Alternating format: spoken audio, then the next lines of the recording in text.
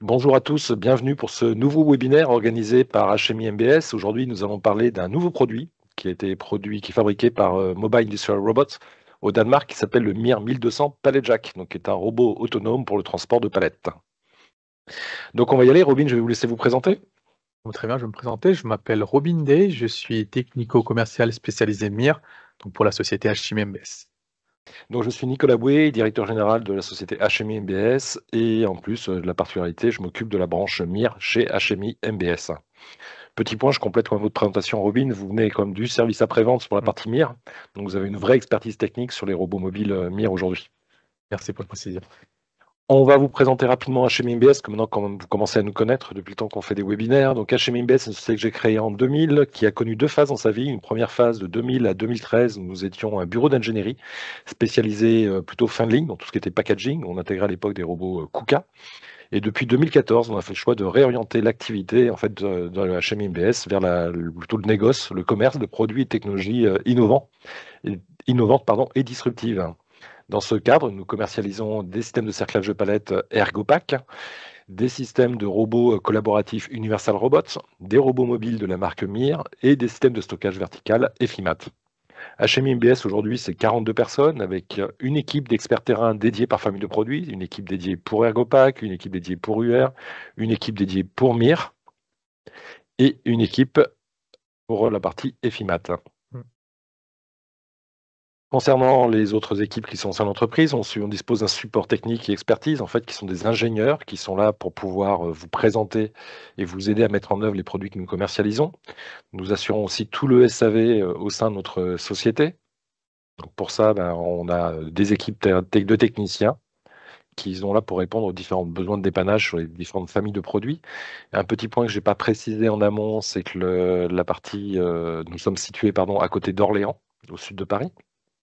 Une équipe SAV, je vous l'ai dit, une équipe support administratif. Et en 2024, chez MBS a réalisé un chiffre d'affaires de l'ordre de 12,5 millions. À propos de MIR, donc MIR, qui est une société danoise qui est basée au Odense. Alors, je ne sais pas si vous êtes au courant, MIR et Universal Robot, en fait, sont deux sociétés sœurs. Les deux appartiennent à une entreprise américaine qui s'appelle Teradyne, à travers la branche Teradyne Robotique.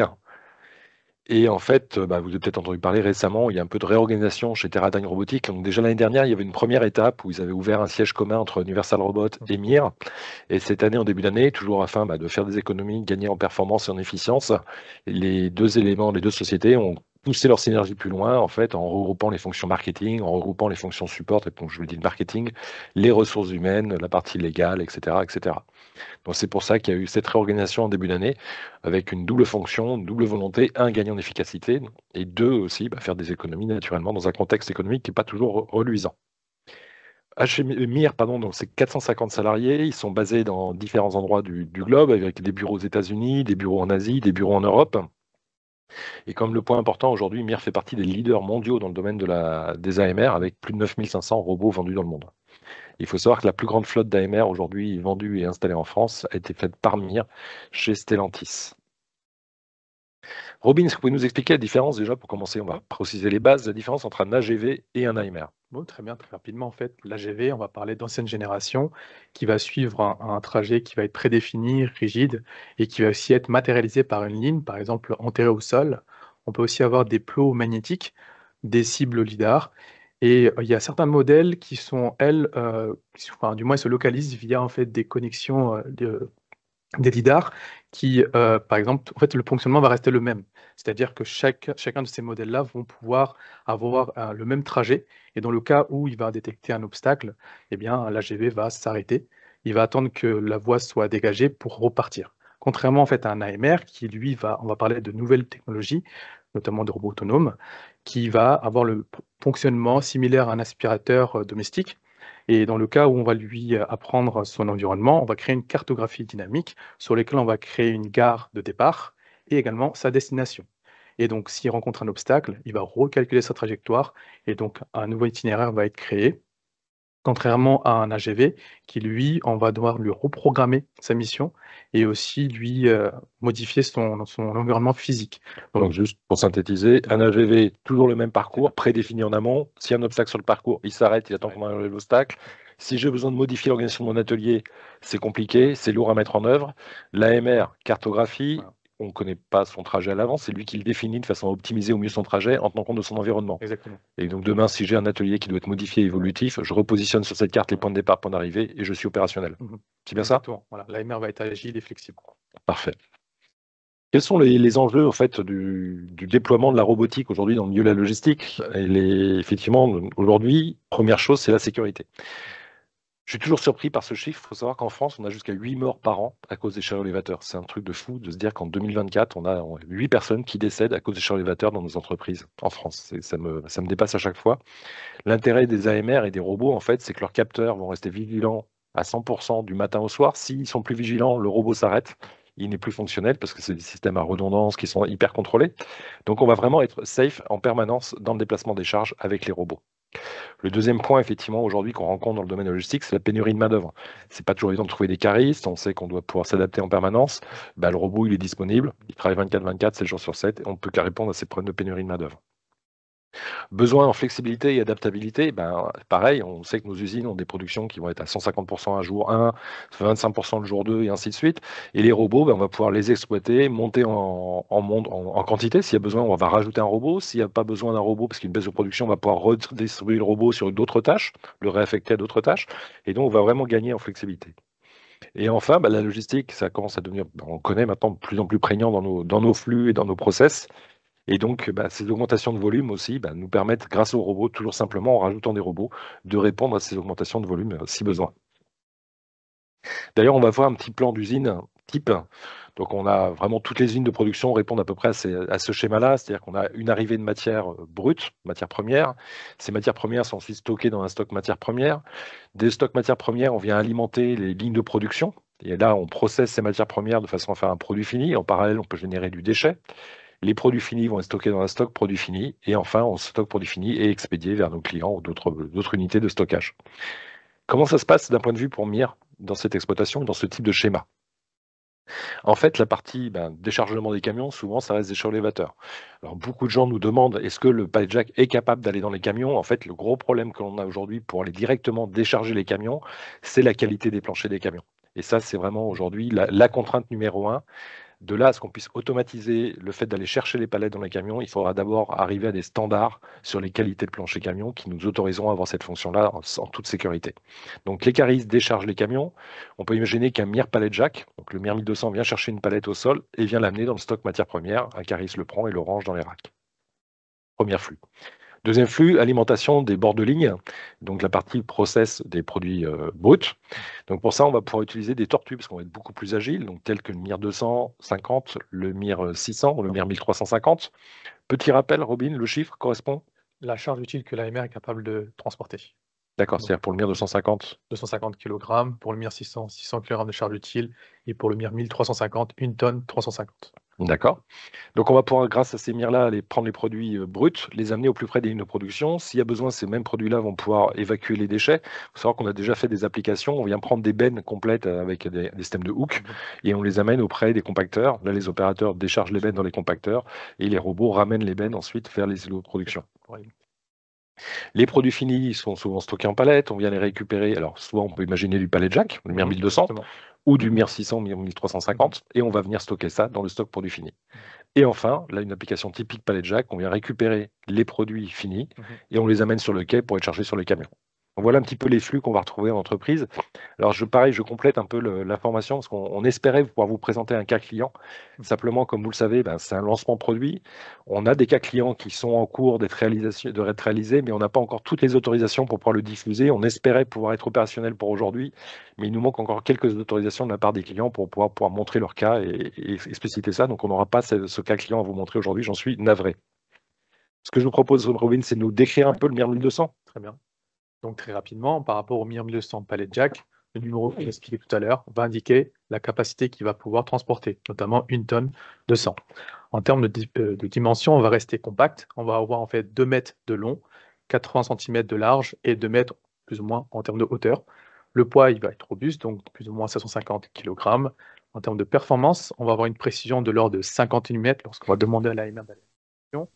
Et cette précision peut être améliorée de l'ordre de 5 mm lorsqu'on va utiliser un marqueur. En fait, un marqueur, qu'est-ce que c'est? C'est une tôle pliée qui a une forme géométrique que le lidar de l'AMR reconnaît. Et grâce à ça, il va avoir une précision qui va être plus accrue. En termes de vitesse, en marche avant, on va être à 1,5 m par seconde et en marche arrière à 0,3 m par seconde. Sur l'image, comme vous pouvez le voir, au niveau du timon, on a la face avant et à l'arrière, c'est au niveau des fourches. C'est-à-dire que lorsque le MIR circule, en fait, il circule avec la palette dans le dos. Exactement, c'est ça. D'accord. En termes d'autonomie, on va être à 9 heures à pleine charge et aussi en termes de chargement, pour passer de 10 à 90%, l'AMR va mettre 45 minutes. Pour la partie communication, on va rester connecté avec la Wi-Fi, Ethernet, Bluetooth, les registres PLC, ce qui va lui permettre de faciliter son intégration par rapport au système déjà existant sur les sites industriels. Pour la sécurité, donc on va avoir toujours la partie SIC, donc des modules qui sont éprouvés, SIC Safety Laser. On parle de PLD catégorie 3. Et pour la certification, on est certifié CE quasi machine. D'accord. Je reviens juste sur les batteries. Oui.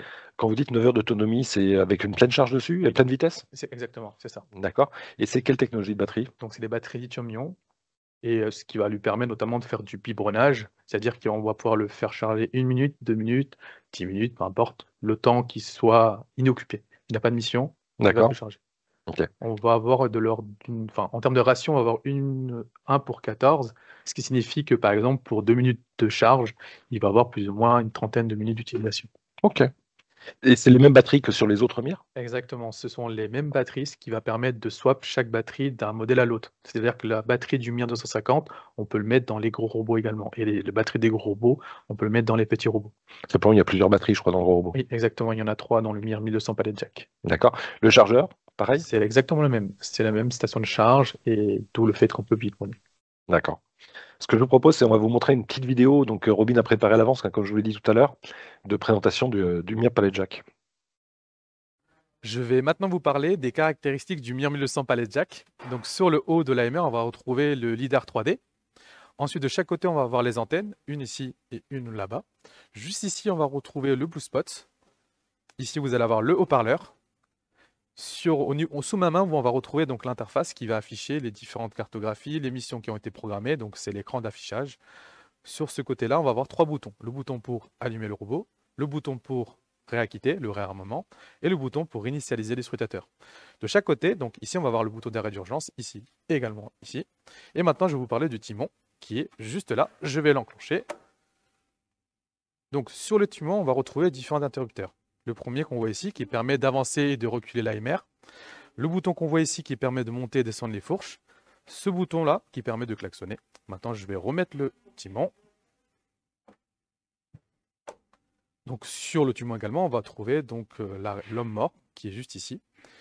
Et sur l'AMR, tout autour, on va retrouver différents composants, notamment 5 caméras 3D, une caméra qu'on voit ici, une caméra de ce côté-là et l'autre pareil de ce côté-là.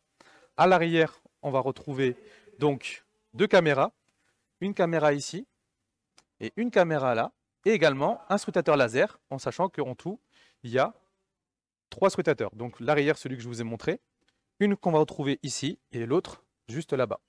Et enfin, également à l'avant, on va avoir l'interface qui va permettre de charger l'AMR, donc lorsqu'il va se docker. On va aussi avoir la roue motrice qui est sous le timon, donc au niveau de ma main à l'arrière, et 2 roues folles, donc une de ce côté-là et une de l'autre côté là-bas. Question complémentaire avant d'aller plus loin. Attendez, je coupe le haut-parleur. Hop là. La première, c'est le bouton rouge qui avait sur le timon, il sert à quoi? Ça, c'est l'équivalent du bouton d'arrêt d'urgence qu'on a sur le côté du MiR 1200 Pallet Jack. D'accord, c'est aussi une fonction d'arrêt. Et le MiR Pallet Jack, on peut donc exploiter le timon pour le déplacer, etc. Dès qu'il est coincé, on peut le décoincer comme ça, en fait, simplement, ou même l'exploiter comme un Pallet Jack traditionnel. Tout à fait. Qu'on verra lors de la démonstration un petit peu le mode de fonctionnement. Le système de levage, je crois que c'est un système hydraulique sur ce système. En fait, on est comme on va dire un gerbeur traditionnel qui a été automatisé derrière. Mais on est vraiment sur des constructions éprouvées, robustes, en termes de technologie, qui permet, MiR a fait ce choix-là, c'est d'acheter une solution de Pallet Jack vraiment standard et de l'automatiser derrière. Exactement. D'accord. Vous pouvez nous en dire un peu plus du coup sur la présentation du MIR 1200 Pallet Jack en termes de sécurité, entre autres? Très bien. Comme vous pouvez le voir sur l'image en question, en fait, on a une bulle tout autour de l'AMR qui va lui permettre de sécuriser à 360 degrés tout ce qui va autour de lui, notamment via les 3 scrutateurs que je vous ai montrés lors de la démonstration et les 5 caméras qui permettent donc à l'AMR d'éviter les obstacles, d'éviter toute collision avec tout ce qu'il y a dans son environnement. Même un environnement encombré, l'AMR sera capable de toujours être sécurisé et agile. Ok. Quels sont les plus aujourd'hui du Pallet Jack, Robin?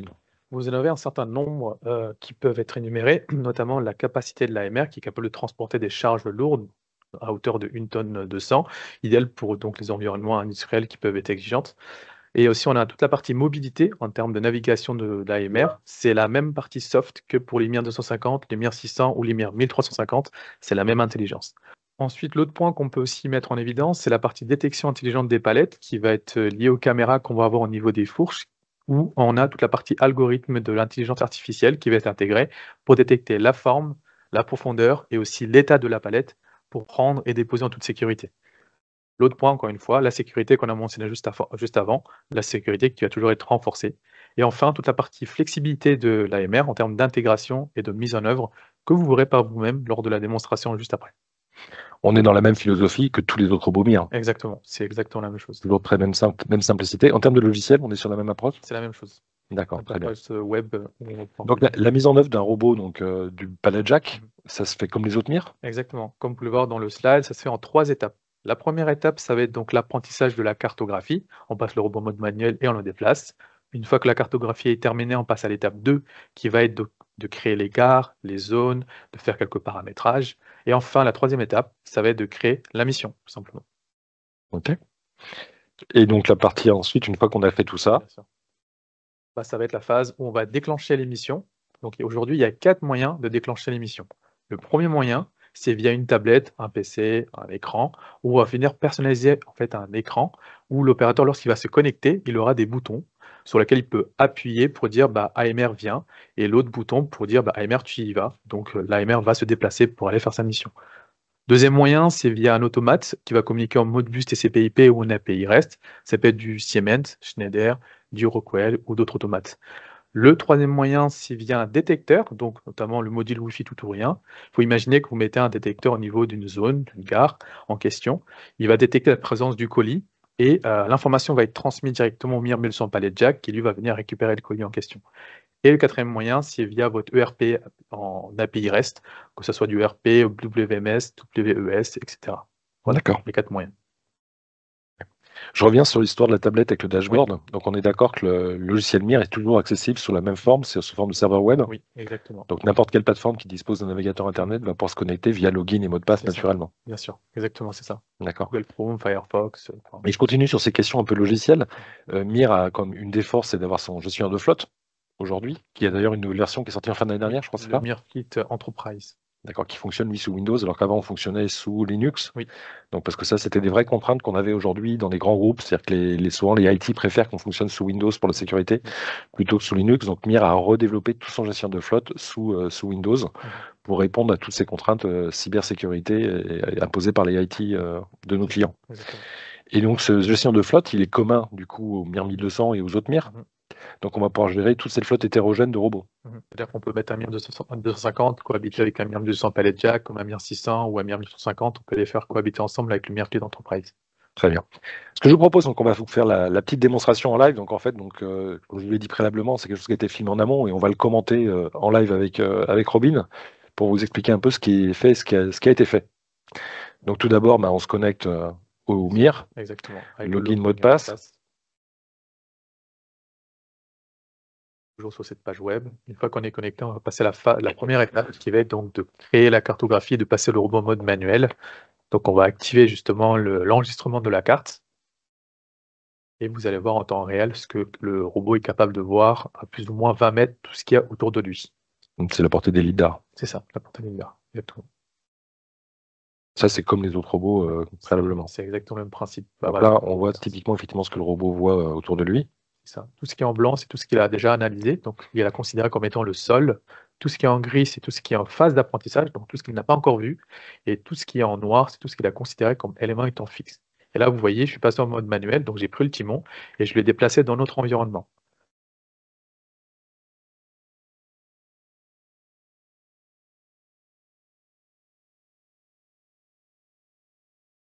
Donc une fois que la cartographie est terminée, on valide l'apprentissage. Après, il faut retoucher la carte. Voilà. D'ailleurs, c'est un point essentiel. Lorsqu'on fait une cartographie, c'est vraiment, faut consacrer du temps à cette étape-là. Parce que si on veut obtenir un fonctionnement optimal ensuite de l'AMR, il faut vraiment avoir une cartographie de qualité. Avoir suffisamment de points de référence pour qu'ils puissent se repérer, ne pas en avoir trop pour pas qu'ils puissent être parasités non plus. Et c'est vraiment là-dessus, il y a un vrai retour d'expérience à avoir pour la mise en œuvre. Comme vous voyez ici, on a justement analysé la cartographie, on lui a sélectionné l'enregistrement, ce qu'on a effectué juste avant, on a validé l'apprentissage, on vient l'orienter correctement. Encore noir, pour lui, c'est tout ce qui va lui servir de référence, c'est ça? C'est tout ce qu'il a mémorisé comme éléments qui vont lui permettre de se repérer ensuite. Hein. Les éléments fixes. Donc là, on vient valider le robot sur cette cartographie. Une fois que le robot est localisé, enfin, du moins est placé sur la carte, on vient le relocaliser correctement dans son environnement à la position actuelle. Donc là, on voit le robot effectivement qui est complètement décalé en bas à gauche. Le rouge, c'est ce qu'il voit en temps réel. Et là, on le déplace. Placé approximativement à la position. Et comme sur les autres mires, on a un petit bouton qui nous permet d'affiner après la position. Voilà, exactement ce bouton Adjust Localization. Et on rappuie pour vérifier que les traits rouges sont bien superposés aux traits noirs et que ça ne bouge pas. Et à partir du moment où c'est terminé, on dit que la localisation est terminée. D'accord. Donc en fait, pour rapidement expliquer le système de localisation, il a en mémoire une cartographie avec les traits noirs, il mesure en temps réel le rouge, et quand il fait matcher le rouge et le noir, il connaît sa position simplement. Donc là, on voit effectivement ça, et là, vous allez retoucher la carte, parce qu'il faut gommer effectivement un certain nombre d'éléments parasites. Alors, ce qui est marrant, c'est qu'on voit les palettes que vous devez prendre en charge, et en fait, vous allez les gommer, puisque ce n'est pas des éléments de référence pour lui. Ce sera des endroits qui vont nous servir pour prendre et déposer des palettes, mais qui ne sont pas des éléments pour se localiser. C'est ça. C'est pour ça qu'on vient effacer, comme ces éléments dynamiques. D'accord. Une fois que c'est terminé, ce qu'on va faire, c'est qu'on va sélectionner le robot pour lui activer l'emplacement pour qu'on puisse voir en temps réel ce qu'il y a autour de lui, notamment ce que voient ses scrutateurs. Et grâce à ça, on va pouvoir placer de façon plus ou moins précise les gares, donc les positions des palettes dans lesquelles ils sont actuellement. Quelle précision on doit avoir entre la théorie et la pratique? Une palette, elle doit être positionnée au millimètre près si le robot veut qu'il la trouve, ou il peut y avoir un peu de dispersion? Non, il peut y avoir une certaine dispersion. En fait, vous avez les caméras qui sont équipées d'une intelligence artificielle, ce qui fait que ça va lui permettre de se recalibrer correctement, plus ou moins, selon... Pour rentrer dans la palette et venir chercher la palette. D'accord. Donc une fois qu'on a fait la cartographie, qu'on a placé les gares, on vient créer donc la mission en question, qu'on va nommer. Et ensuite, vous allez avoir l'interface dans laquelle on va retrouver des rubriques qui contiennent des lignes de code. Oui, ça, c'est la même chose que les mires traditionnelles aussi. Pareil. C'est un peu du scratch, hein, on vient de déplacer en drag and drop les fonctions qu'on veut mettre, et ce qui nous permet de programmer toutes les fonctions. Donc on va retrouver des éléments qui concernent tous les déplacements. On va retrouver des éléments sur gestion des batteries pour aller faire la charge, etc. Ce qu'on appelle la logique, c'est plus l'algorithmique, les faire tant que, les si non, etc. Error handling, c'est ce qui va permettre de dire si tu vois que tu essaies de prendre la palette, si la palette te semble défectueuse ou que tu ne peux pas la prendre, tu vas faire un autre cas. Donc là, on gère un défaut. Sound and light, c'est tout ce qui va nous permettre de gérer l'interface opérateur à travers du son. D'ailleurs, on est comme sur les autres robots pour le son. Ce sont des fichiers MP3. Ça peut être de la musique comme une personne qui parle pour dire la tâche que l'AMR est en train d'effectuer. J'avance, je recule, ça dépend, c'est à vous de paramétrer. D'accord. Donc les clients sont assez fans de R2D2 en général. Ça a beaucoup de succès dans les ateliers. Donc ensuite, on va retrouver tout ce qui est PLC pour la gestion des interfaces avec les automates, et ainsi de suite, les différents éléments de langage qui nous permettent de programmer les missions. Donc une fois qu'on a programmé toutes les missions, on va les exécuter. C'est ça, exactement. Comme on le voit ici, on va choisir la mission qu'on a créée, puis on va lui associer à un robot en particulier. Là, on l'a laissé à Annie, parce qu'on sait que c'est le seul robot. Mais si vous en avez plusieurs, c'est justement le gestionnaire qui va choisir à quel robot associer selon sa proximité, sa disponibilité. Soit vous pouvez imposer que ce soit tel robot, soit vous laissez la main en mettant Any Robot, et auquel cas c'est le gestionnaire de flotte qui va choisir en fonction de critères. Et là, on lance la mission en question. Dans la programmation, le robot va récupérer la demi-palette. Alors, on est capable de prendre deux demi-palettes collées l'une derrière l'autre, ça marche, hein, on l'a essayé. Si on prend qu'une seule demi-palette, obligatoirement, elle va être collée côté mât, hein, c'est ça? Oui, exactement. Là, on est en accéléré, parce qu'il ne faut pas que le webinaire dure 2 heures, mais on est sur quel temps réellement de prise et à temps de dépose? 40 secondes pour le temps de prise? Entre le moment où le robot est devant la palette et le moment où il prend la palette, il faut compter 40 secondes. D'accord. Et donc là, il va tenter de prendre la palette cassée, mais il n'a pas réussi, donc il fait le cas. Dans le try, on lui avait dit justement de prendre la palette cassée, et s'il n'y arrive pas, on lui demande de faire la mission d'après, qui va être de prendre la palette filmée. D'accord. Question, on peut avoir quel espace entre les palettes au minimum? On va être de l'ordre de 25 à 30 cm. En gros, 30 cm si on met les palettes côte à côte sur la longueur et 30 cm lorsqu'on les met À la queue leu. queue-leu. D'accord. Ça, c'est souvent une demande que les clients ont, en fait, c'est de pouvoir stocker les palettes le plus serré possible et que le MIR puisse venir chercher les palettes. Alors pareil, venir chercher des palettes aussi qui sont stockées les unes derrière les autres dans des rangées. Là, il faut savoir qu'on a une contrainte qui est imposée par la norme, puisqu'il faut toujours prévoir des zones de dégagement pour les opérateurs. Et là, c'est vraiment un problème de norme qui nous impose d'avoir 500 mm de dégagement en théorie de chaque côté. Donc si le robot il vient entre deux rangées de palettes chercher une palette qui est tout au fond au milieu, on va avoir un problème parce que l'opérateur n'aura pas de zone de dégagement. Donc ça, c'est juste un problème normatif qui fait qu'on ne peut pas avoir cette fonction-là. Ok. Donc là, on vient prendre une palette filmée. Donc la partie effectivement caméra, IA permet de gérer le fait de ne pas être perturbé par le film. Mhm. Et là, on va voir l'agilité, il va circuler au sein de nos locaux. Parti. Donc il peut aller jusqu'à quelle vitesse, Maxi? 1,5 m par seconde. 1,5 mètres par seconde.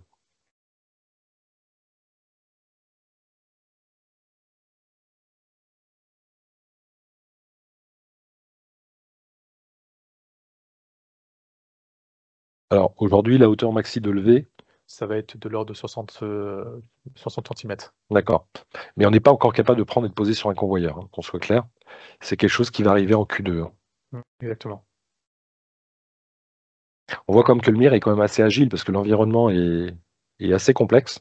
Juste pour votre information, on a déménagé il y a 1 an et demi, on est passé de 900 mètres carrés à 1700 mètres carrés et on s'aperçoit que c'est déjà bien plein.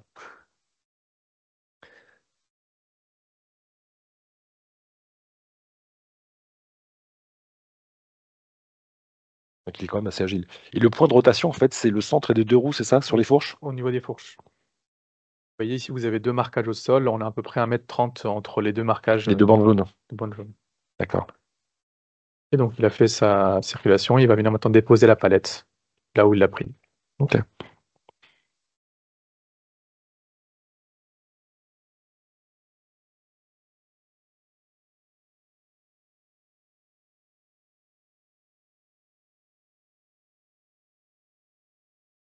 Est-ce que vous avez d'autres questions? Après, n'hésitez pas non plus. Alors, vous allez avoir les coordonnées qui sont contact ou qui sont de Robin qui vont être affichées ensuite. N'hésitez pas à poser vos questions et on reprendra contact avec vous. De la même façon, si vous souhaitez, n'hésitez pas. Nos locaux sont ouverts. Vous pouvez venir faire des démonstrations, faire des essais chez nous. Il n'y a aucun problème. Nos locaux sont là pour ça. Quel est l'intérêt présent d'un AMR par rapport à un AMR Fenwick, par exemple? Quelles sont les différences notables? Alors, c'est une très bonne question. Effectivement, je ne connais pas toutes les caractéristiques des AMR Fenwick. On regardera et puis on reviendra vers vous ensuite. On va noter les questions. Est-il capable de prendre des palettes plastiques? Oui, sans problème, parce qu'en fait, aujourd'hui, donc on est sur des palettes bois type Europe, mais en fait, on a la capacité d'apprendre des schémas de palettes différents qu'on envoie à MIR, qui va nous générer des fichiers spécifiques pour que l'IA puisse les intégrer, et on est capable de prendre des palettes plastiques tout à fait. La longueur des fourches? On va être à peu près à 1,20 m, plus ou moins. Ouais. La dimension d'une palette Europe. D'accord. Était capable de gerber les palettes plastiques l'une sur l'autre? Bac, non. Alors pour le moment, comme je l'ai dit, on est juste capable de prendre au sol et de poser au sol, même si on lève, on peut lever jusqu'à 600 mm, mais aujourd'hui on n'est pas capable de gerber les palettes, au même titre qu'on n'est pas capable de prendre et de poser sur des convoyeurs. Quelle est l'enveloppe budgétaire pour ce genre de système? Alors en gros, à MIR 1200 palette jack, on est en robot nu lors de 150 000 €. J'espère que ça répond à vos questions. Le MIR s'arrête à combien de centimètres quand il détecte une personne? Alors le but, c'est qu'il ne s'arrête pas, c'est qu'il vous contourne. En fait, vraiment, c'est la différence entre l'AMR et l'AGV. L'AGV va s'arrêter et l'AMR va essayer de recalculer une trajectoire.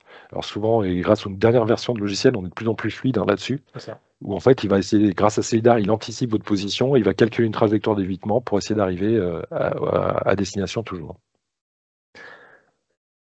Ensuite, peut-il déposer une demi-palette en bout de fourche? Non, on vous l'a dit, si on prend qu'une demi-palette, on est vraiment lié à la colonne.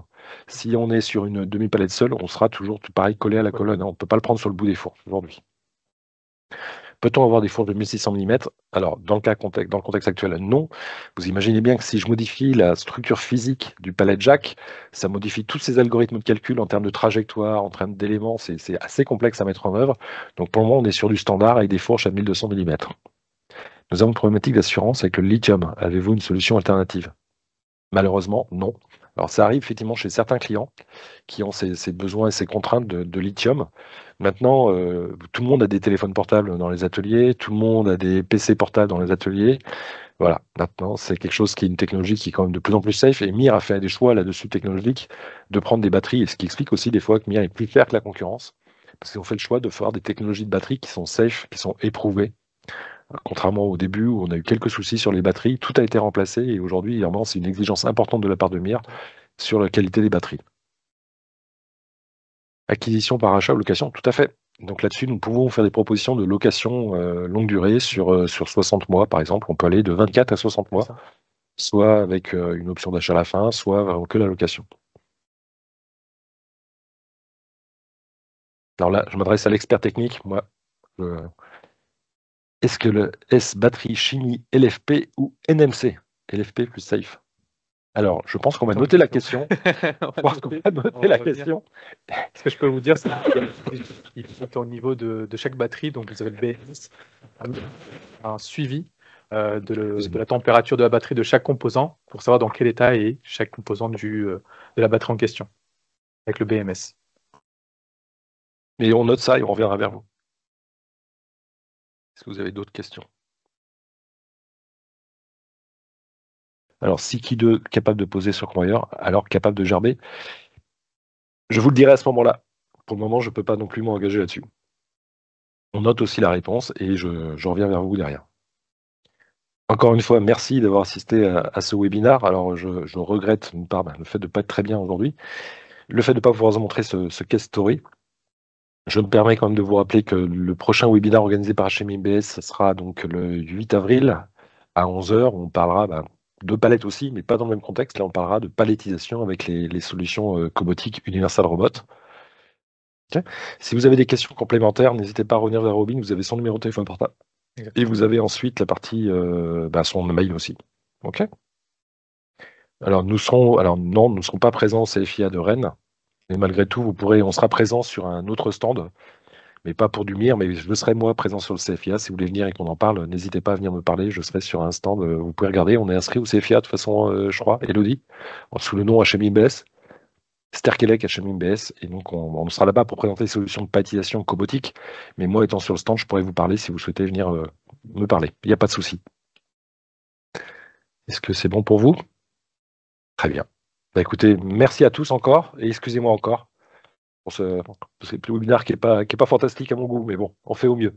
Merci à tous, bonne fin de journée, au revoir. Au revoir.